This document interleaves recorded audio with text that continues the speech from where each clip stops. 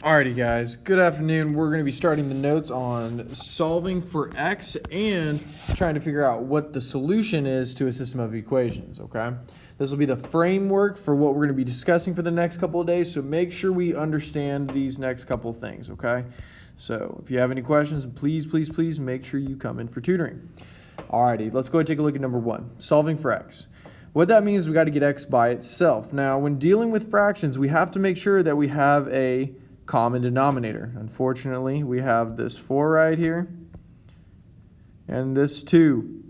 This 4 and this 2, they're not the same number. That means we have to make sure that we get them to have the same GCD. So what some people like to do is they like to write their number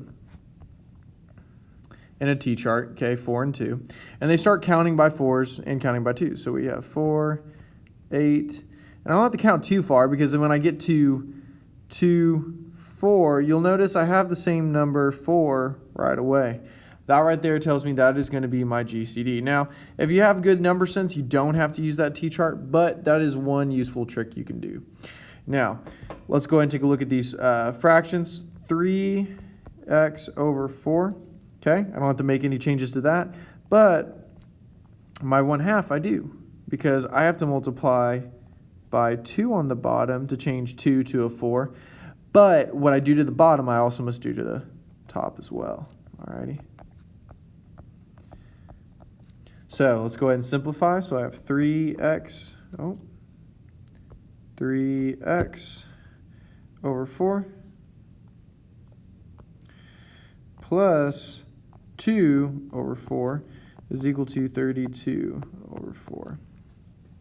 Alrighty, now let's go ahead and combine. So I have 3x plus 2 over 4 is equal to 32 over 4. Now you'll notice I didn't add the denominators, okay? I didn't say that was 8, okay? When adding fractions, we don't add the denominators. Same thing with subtraction. Also notice on the top, I didn't do 3 plus 2 to make 5x. I kept them separate because those are two different like terms. So you got to make sure you keep them separate. Alrighty. Now, moving forward, let's go ahead and get rid of the 4. The way we get rid of the 4 is by multiplying, right? That's the opposite of division. Okay?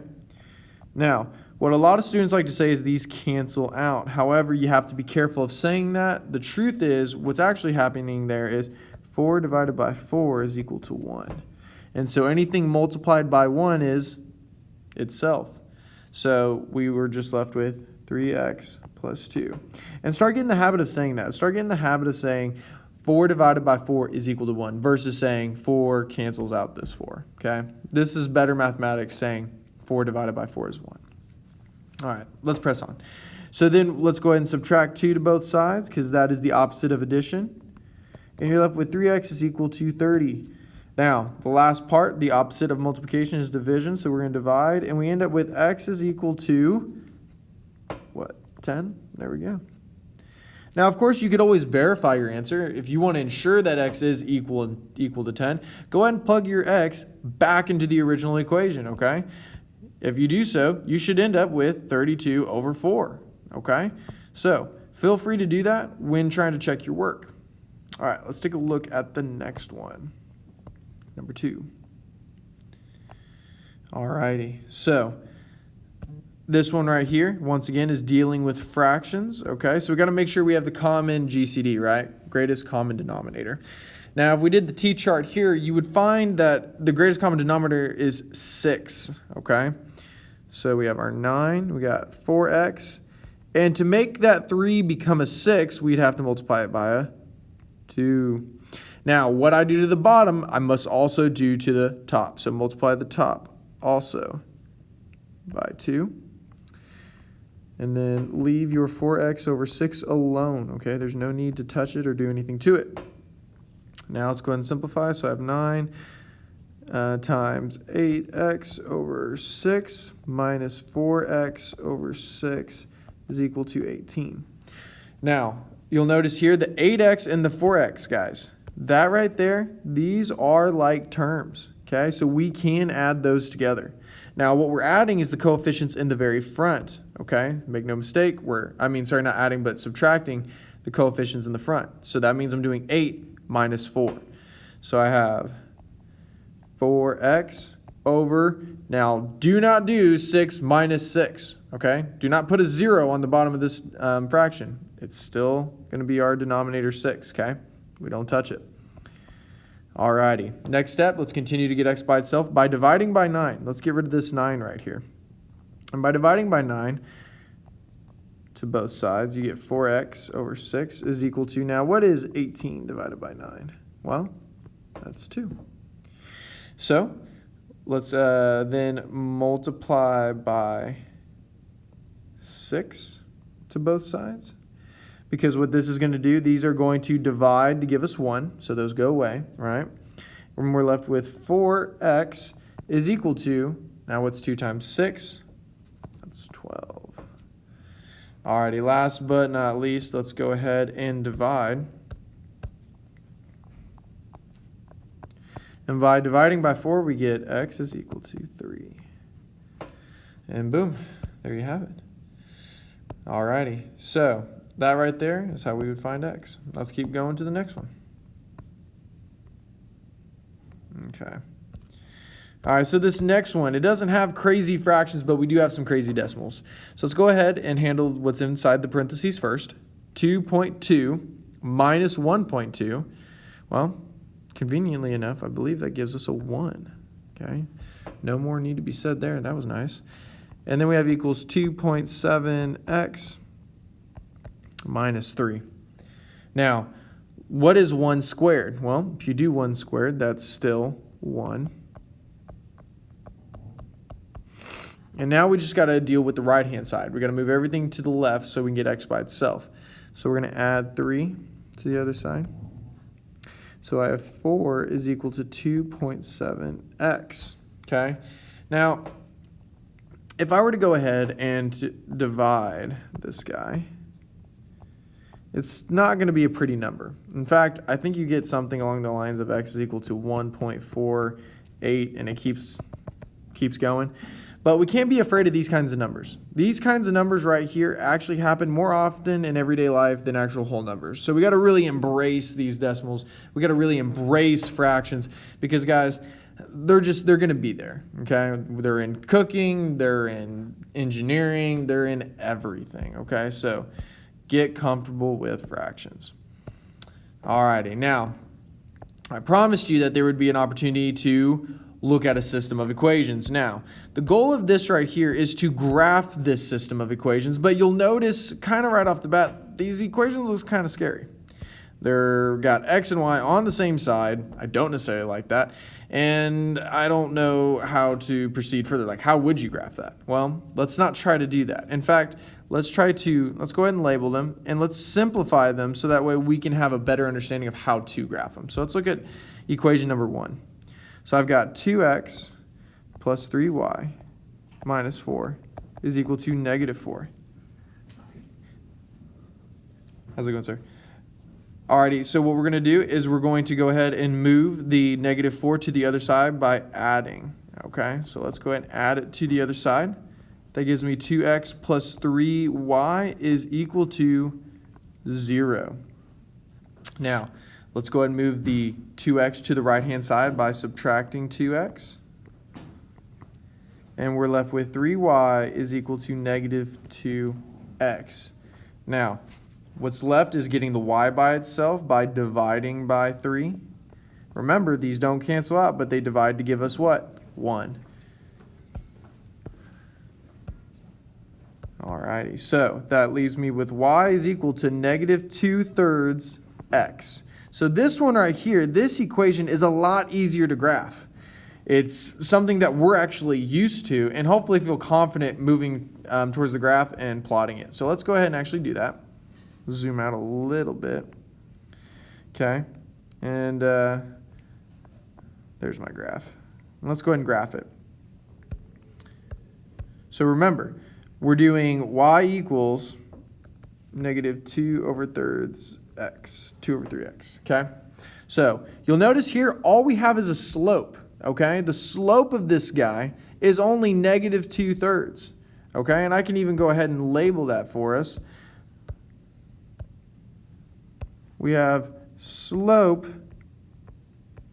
is negative 2/3. Does this equation have a y-intercept? Technically, no, but technically, yes, it does, because we are going to be starting here at the origin, okay? We're starting at the origin. So, technically, no, but technically, yes. So let's go ahead and go down 2 and over 3 because we're doing rise over run. So we go 1, 2, 1, 2, 3. 1, 2, 1, 2, 3. 1, 2, 1, 2, 3. 1, 2, 1, 2, 3. And we would do that so on and so forth. So 1, 2, 1, 2, 3. Until we feel confident that we have enough points to draw a nice graph. Okay, and I think we have a good amount of points. Let's go ahead and try to sketch this on there. So let's see here. Almost flawless, but you know, we'll take it. We'll take it. All right. So that is our first equation, okay? So let's go ahead and take a look at the second one. Okay. Number 2.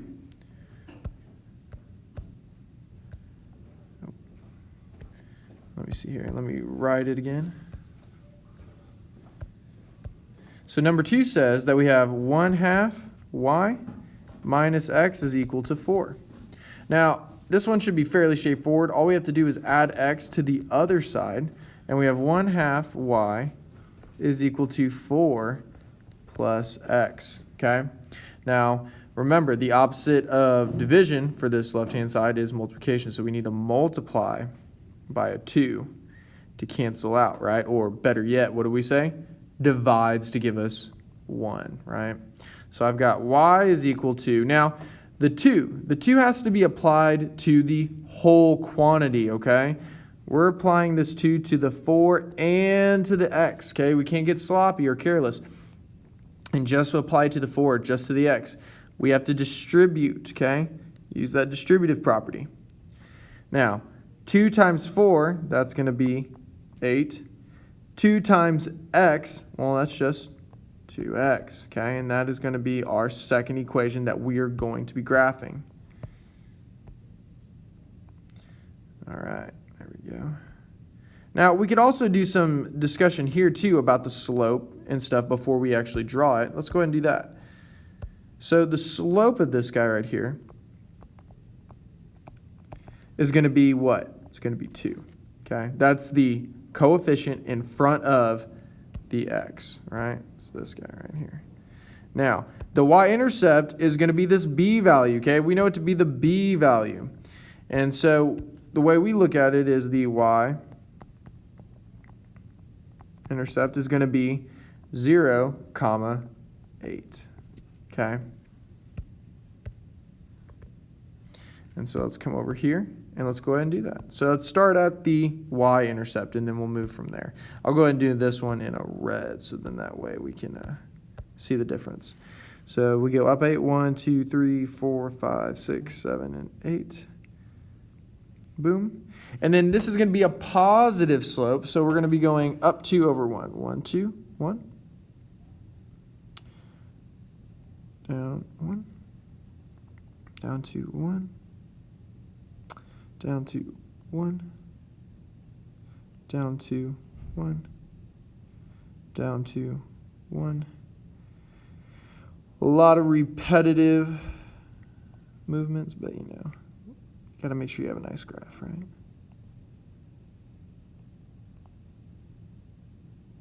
Looking good, looking good. All right, let's go ahead and draw it now. Alrighty, that's good stuff right there. Now, you'll notice right away that there is a point in which these two equations intersect each other, okay?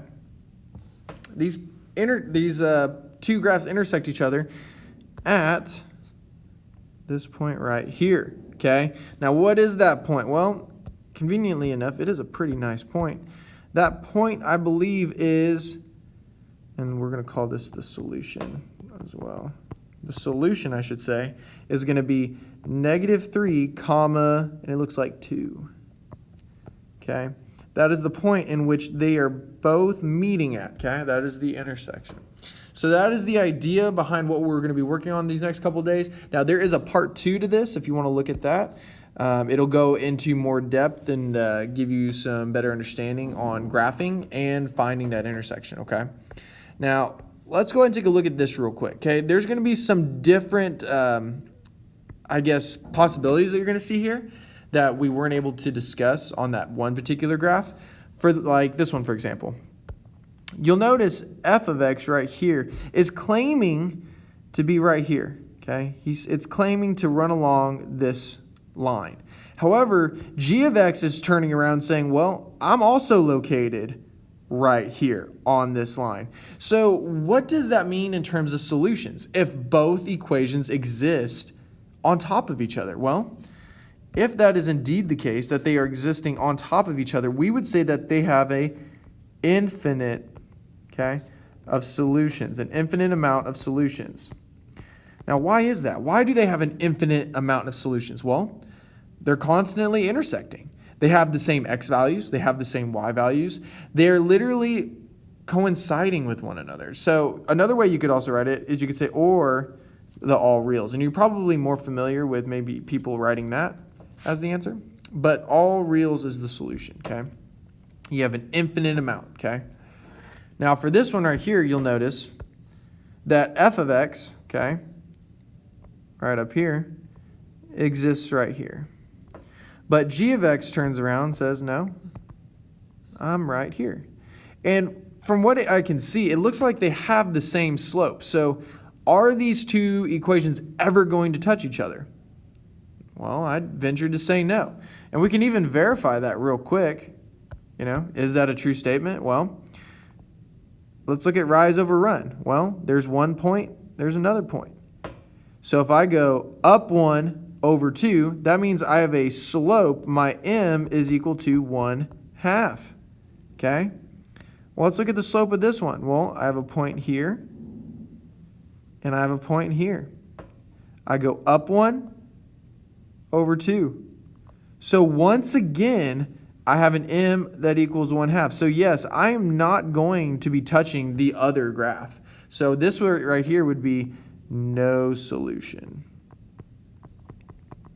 Okay, because there's no intersections. There's no possible way that they're ever going to meet each other. So let's go ahead and take a look at the next one. Graph number 3.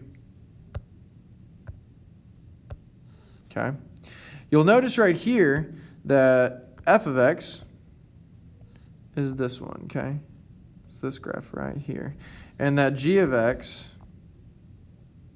is this guy right here.